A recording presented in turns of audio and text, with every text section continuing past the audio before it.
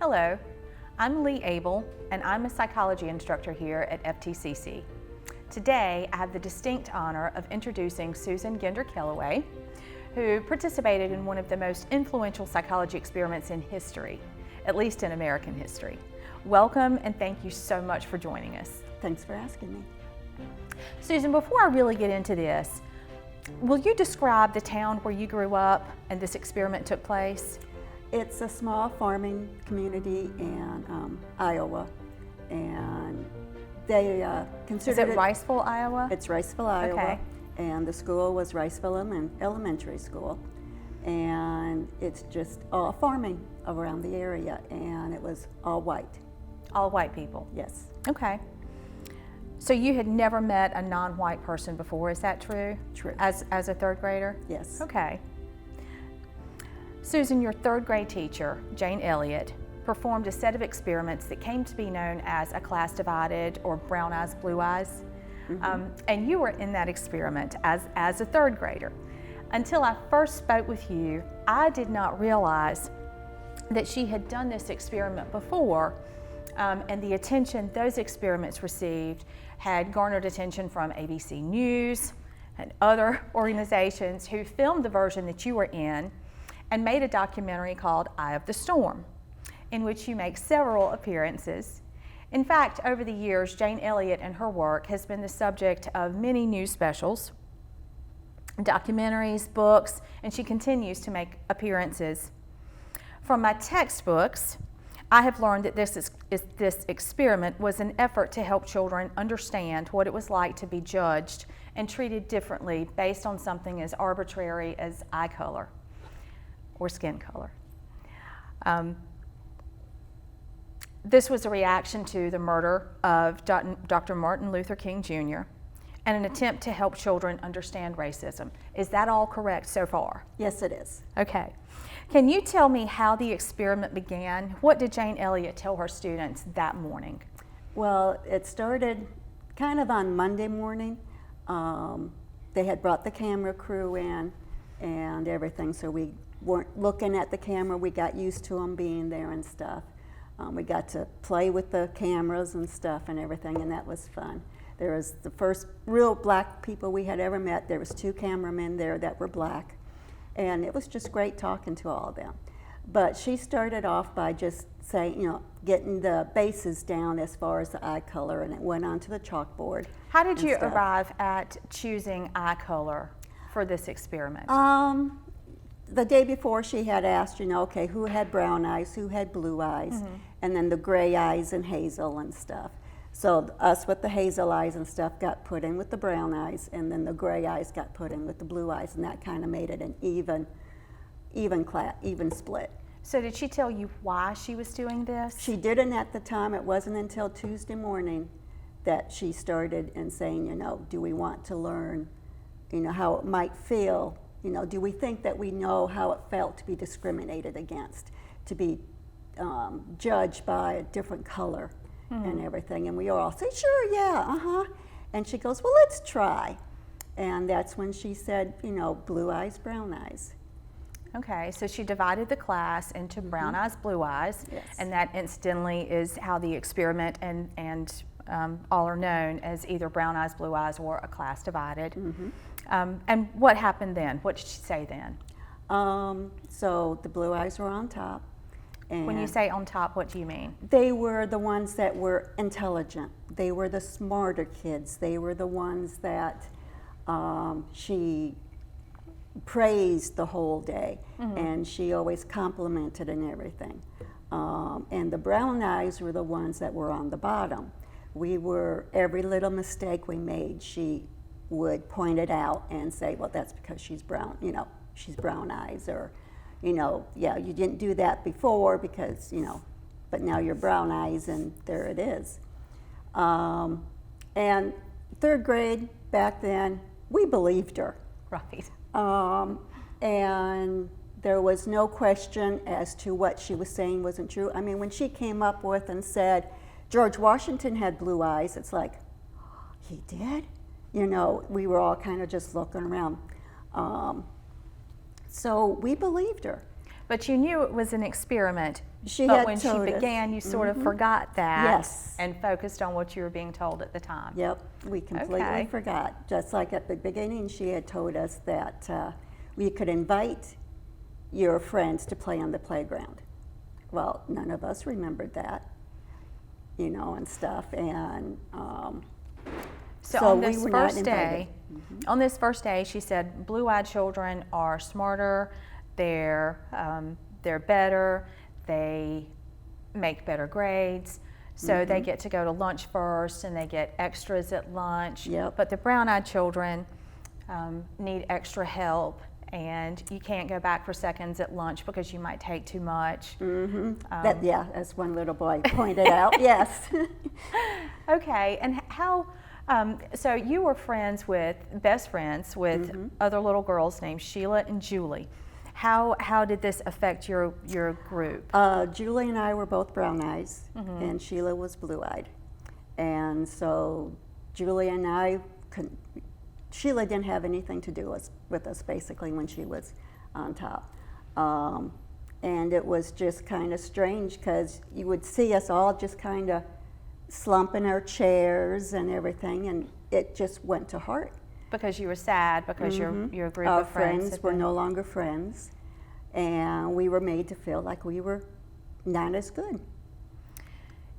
What happened to the three of you when the blue-eyed children were given collars to put, and I think we talked about earlier that the children were identified by collars. Yes, we wore blue collars. They were made out of felt, and they were pinned. And if I remember correctly, and I just rewatched the video. I made my grandsons watch it with me and stuff. And I think I saw Sheila putting it on me and stuff, and I hadn't remembered that until I saw it again. Do you remember how you felt in that moment? It was like just a shock. It's like, what's going on? Why is this happening? And stuff. And it So was having your former best friend put a collar on you to identify you. as not being as good as she is. Yeah. So even though you knew that was an experiment, it still impacted how you felt. Yep. Because we all forgot, as soon as she started talking, we forgot it was an experiment, that it was supposed to be a lesson. So in the first few hours of the blue-eyed children being better than the brown-eyed children, how did their behavior change? Did it change? Yes, it did. The blue-eyed, Raymond Hansen was very devious, and he was the one that wanted to make sure that everyone knew that we were not as good and we were not allowed to do stuff. That's why the collars and stuff will make sure that you tell the people in lunch line, you know, not to let us have seconds and stuff.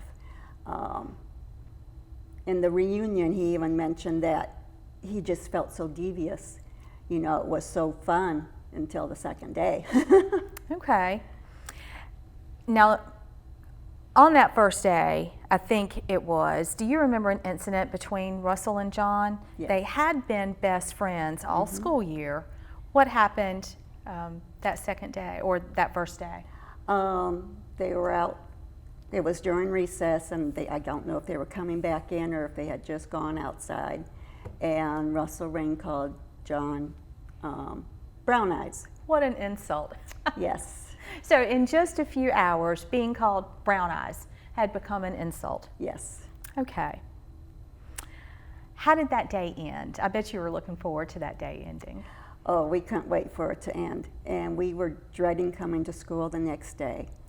But we weren't allowed to go to PE, and that was the end of the day, so the blue eyes went to PE and stuff. Well, she gathered us up at the end of the back of the classroom and sat us down and asked us, you know, how we felt and everything. And well, of course, we were all down, and you know, she hated the day just as much as we did. And she goes, well, you have to act sad on the bus on the way home, but tomorrow it will be reversed. So you knew the next day. So we knew what was coming the next day. So otherwise, I don't know how many of us would have shown up the next day. You know, our parents Was it would have that still made us. impactful? Yes. I mean, you don't want to be put down and made to feel dumb day in and day out. And that's exactly how it felt. And we didn't realize that it was going to end. Okay. So what happened the next morning? We get into the class, and it was, one of the kids said, I was told that it was going to be switched today and stuff, but he goes, I almost didn't come to school. Well, of course, parents made us come to school anyway. But it was switched, and we got to change the desks back to the front and got to repin the collars on everybody. So when you say switched, now the brown-eyed children were on top. They were now superior to the blue-eyed children. The roles had switched. Yes. Okay. How did you feel at that point? Happy. Happy? We were looking forward to getting a little payback. Okay. But I don't think we were nearly as cruel as the others were, because we already knew what it felt like. But we did want them to know what it did feel like. Okay, well, I think that's fair. I think that's what you would expect of most people, especially children. Yeah.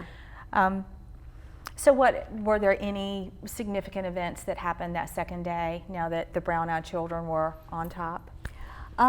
She was still pointing out some good things.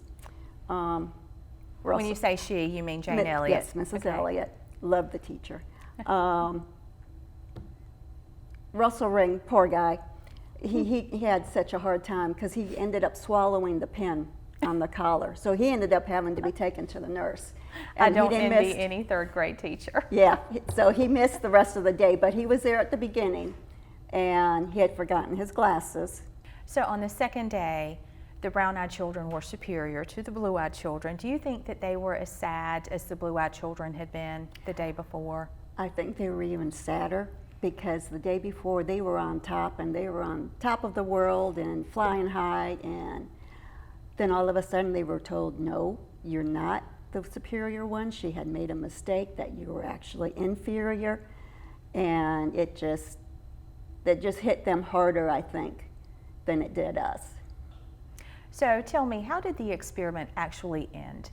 She had us come up to the front of the classroom and stuff and sit down, and she was talking to us about how terrible the last 2 days were, and if we thought we had learned what it felt like to be discriminated against. And of course we all said, yeah, we did learn, and we didn't like it, and didn't matter what color you were, what color your eyes were, what religion or anything else mattered. A person's a person, and not to discriminate against them for being different. Okay. How did you feel at that time, in that moment? Just relieved to have the friends back. Okay. Because we were all just sitting around and hugging each other and crying, and just glad that it was over. And we had definitely learned that we do not want to go through that again. Or maybe put your friends through it? Yep. Okay. Did you talk to your family about your experience at school? Just a little bit, not all that much, because it just is the way it was. Over the years, do you remember meeting people or telling people that you meet about this, or maybe even correcting their behavior or some of the things that they might say? There's been a couple of times when I worked at JCPenney, and we had gone to a diversity meeting and stuff, and all of a sudden they were playing the thing, and I nudged my assistant manager at the time, and I go, I'm in that. So it was a surprise, because I didn't know it was going to be played or anything, that's what they were showing. Interesting. That is fascinating. So yeah, it's still being used to this day. 2 of my sons are military, and they both saw it in the military.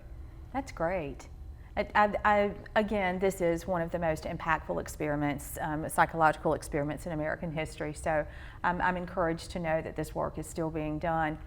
Why do you think, you were there, why do you think this experiment was so impactful, even though the children knew it was an experiment?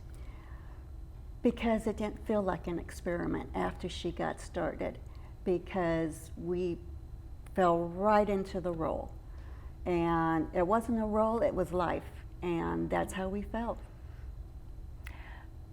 So from the now adult perspective, some people, some critics really, say that this experiment was psychologically damaging to children. What is your response to that? No. No? No. I think it made us better people. Okay. I think it made us realize, and even if we don't talk or bring it up to everybody we meet or, or anything, we raised our kids differently to know that it didn't matter what color you were and stuff. And with being in the military and moving down here to the South, it was a big change for me. I think you mentioned that one of the first people you met was a physician. Yeah, my OBGYN, and came down here. I just picked a name, didn't matter to me. Went to the doctor, big black man, very nice. Couldn't understand a word he said because of his southern drawl. I always had to ask the nurse, what did he say? But didn't bother me that he was black. So it was impactful for you, not just in the moment, but it was a lasting impact on how you felt about people. Oh yeah. Were there any drawbacks to this at all? Looking back, were there any negatives to this experience? Not that I can see. Okay. I forgot to ask one more question about this. When we're talking about Jane Elliott, I believe that you mentioned and that I read she had permission from all of the parents of the children in this class. Yes. Do you think that would happen today? No. No? Unfortunately, no.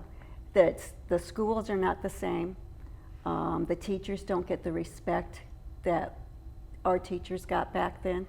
At least I don't think they do. And that's a terrible thing.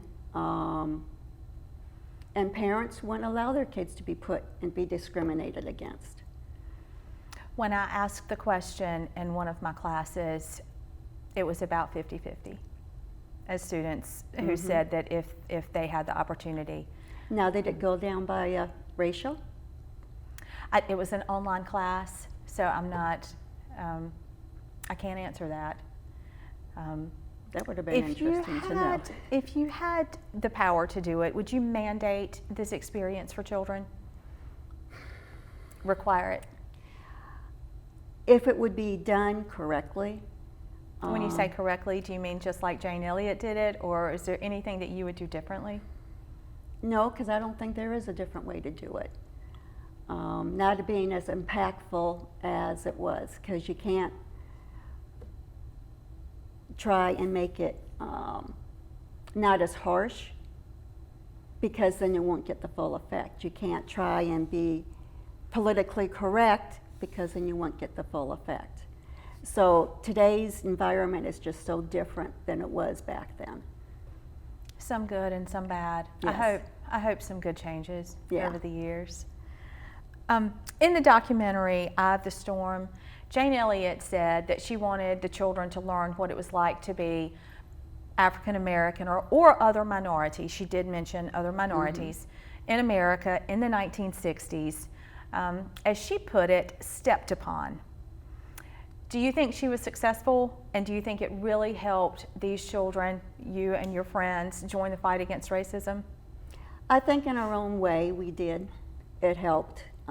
We may not be out there and activists or anything, but in our own small groups, in our families and everything, we have made sure that our children did not learn discrimination from us.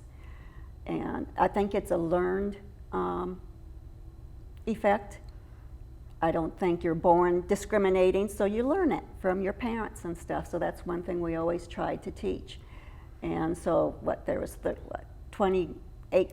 28 kids in that class, so that's 28 kids that have all had kids that have all taught their kids not to discriminate. I think that's an important point, and if I may, I'd like to share with you what your daughter said when she was in my class. Is that okay? Yes.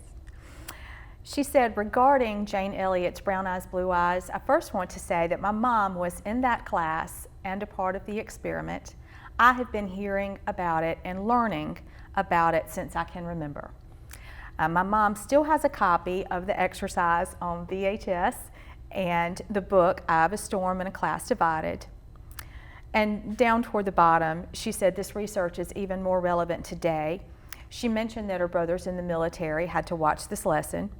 And she thinks that if everyone had to go through what you went through, the world would be a better place because people would get a taste of what it's like to be discriminated against. And she says that it is a precious lesson and should be taught in the school system and everywhere else. So I want you to know you made a huge impact on your daughter with this. Do you think the country has, well, we mentioned that there have been good and bad changes. What do you think are some of the effects of this particular experiment on the country? I don't know if it's from this experiment that there's been differences, but hopefully we have all gotten to where we're not as just discriminating, but there's still going to be those out there that they won't care what's done. I mean, some of the letters we got in from after it was aired on TV came from all over the states. A lot of them were to the good, saying that they were very happy to see this and to have it be taught to the kids and stuff. And then there were some that thought we were acting. Boy, I wish I could act that good. But they just said that they would never let their children go through that. So I would hope that we would have been over discrimination, but there's always going to be discrimination. I just wish that there was more, or less of it, I should say, and more of the people that are open-minded and knowing that it doesn't matter what color you are or what religion you believe in. You're human. I think that's an important point. Are you still in touch with any of the people from this class? Julie and I are still in touch. Usually when we're driving home or driving, I go drive down to my sons and stuff, and we're talking on the phone while we're driving and stuff, just to keep in touch. And were there reunions? Can you tell me about the reunions? The first high school reunion we had was our 5-year reunion from when we graduated, which was 1979, so that aged me.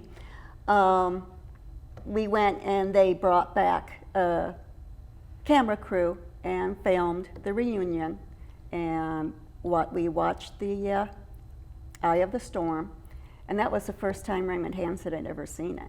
Oh, wow. He had never seen it before and stuff, and we were just all kind of watching it, and we all cried at the end still.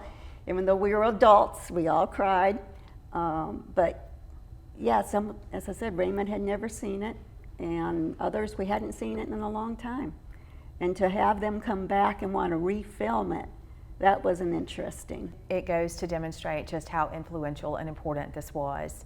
Has there been any contact with Jane Elliott? Was she at that reunion? She was at the reunion. Okay. And I think I've seen her maybe a couple of times since when I've gone home for the high school reunions and stuff. But otherwise, no. She wanted to keep in touch with everyone, but of course she did teach for several more years, and then of course everything else just kind of it exploded for her going and doing other stuff. Tell us a little bit about her. From what I've seen in the documentaries that I've watched and read about her and some of the material that you have, she seems like a real force of nature. She is. She is. We were all told that we did not want to have her as a teacher. She was mean and stuff, and she got the kids that had trouble reading and stuff. So she was the one that ended up with the class. So we were the dumb kids. I think you were the lucky kids. We were. We really were. And when we got out of her class, a lot of them just excelled. I mean, there's now, one's a superintendent, one was a paralegal, so I'm pretty sure he's a lawyer by now, and that was Raymond. We have just all walks of life. Over the years, there have been several books and magazines and documentaries. Can you mention a few of those that you took part in? Or do you remember what some of those were? They're just redoing some, they had just redid some of the, what the books were, and they took excerpts from them. They talked to Mrs. Elliott and stuff. Now I've had a teacher in California call me up, and he was in U.S. history, I believe is what he taught. and he called me up a couple of times, and I would talk to the class doing that, and that was just like 5 years ago and stuff. He had traced me down somehow. I think he found me on Facebook. Interesting. Okay, yes, because you could be found because your name is in many of these, and you're clearly visible in some. An adorable third grader, by the way. I can't tell you how much I appreciate you being willing to share your experience with us. I hope that you know that you are continuing Jane Elliott's work in many ways. And I did share that your daughter was in one of my classes, and that's how I met you, and I'm so grateful to have had that opportunity. She did mention that you had raised your children to be careful not to judge based on color, based on skin tone. You've made so many contributions, just being in the experiment to begin with, teaching your own children to share what you taught them, because your daughter was excited to share this. And continuing Jane Elliott's work. Her work continues to benefit everyone here at FTCC, and I think nationwide. Is there anything else that you can think of that Jane Elliott would want you to say? Anything that you want to share to deepen our understanding of this? Just treat everybody. It's an old saying, treat everybody like you want to be treated. Everyone's raised differently, but everyone is still human, as I said. So don't treat them differently because they're a different color, or they believe something else. Or because their eyes are a different color. Yeah. There's that. I want to thank you so much for coming here on behalf of everyone at Fayetteville Tech and all the students that will benefit from this. I really thank you so much for sharing your experience. Well, thanks for asking me.